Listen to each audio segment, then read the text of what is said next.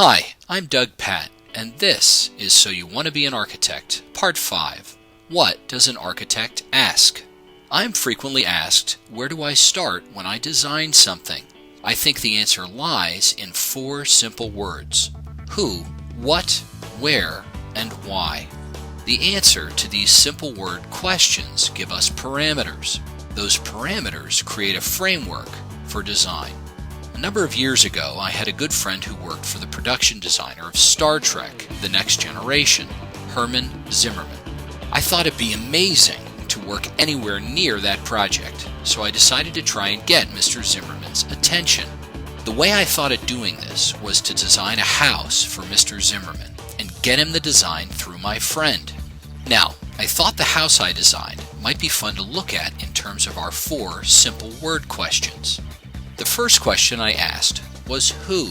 That who was Mr. Zimmerman, and who Mr. Zimmerman is would affect my design for him. Now, he was obviously way ahead of his time in terms of technological thinking, aesthetics, materials, and space travel for that matter. After all, he and his team, in a way, were setting precedents for the future of mankind. So the who in this case informed the futuristic look and feel of the building. The next question I asked was what? That is, what am I designing? The what in this case was a house, because that's what I thought would be the most compelling way to get Mr. Zimmerman's attention. A house, no matter who it's for, has many of the same rooms and requirements. But since Mr. Zimmerman's world was all about people living on spaceships, my design would take its cue from this typology.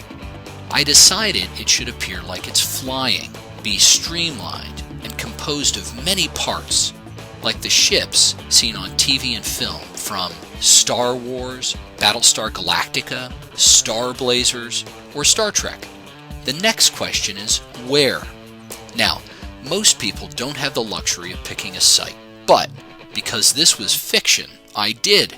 The site can tell you a lot about what you should be building there, from the sun's location to the prominent winds, the foliage, and the topography. Now, I'm fascinated by cliff houses, as you can see in my video How to Design a Cliff House. So, I set the house on a cliff, and to that end, set the entire house on a single steel I-beam that cantilevered out from the sheer face of the cliff. The design had to be extremely dramatic, and therefore fitting for the imagination and vision of such a person. And the last question one might ask is why? I think of this question as more of a subjective intangible. That is, why does the design look and feel the way it does?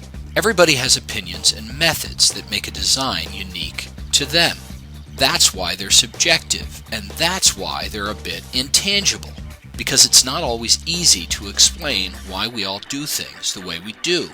At the end of the day, the why, in this case, was really answered by asking the first 3 questions. In my mind, only a house that looks like a spaceship, acts like a spaceship, and feels like a spaceship could be good enough for someone whose life revolves around space. So, there you have it, a framework for design. If you want to design anything, from a product to a house to who knows what, you can start by asking yourself who, what, where, and why. And that concludes So You Want to Be an Architect, Part 5. What does an architect ask? I'm Doug Patt. See you next time.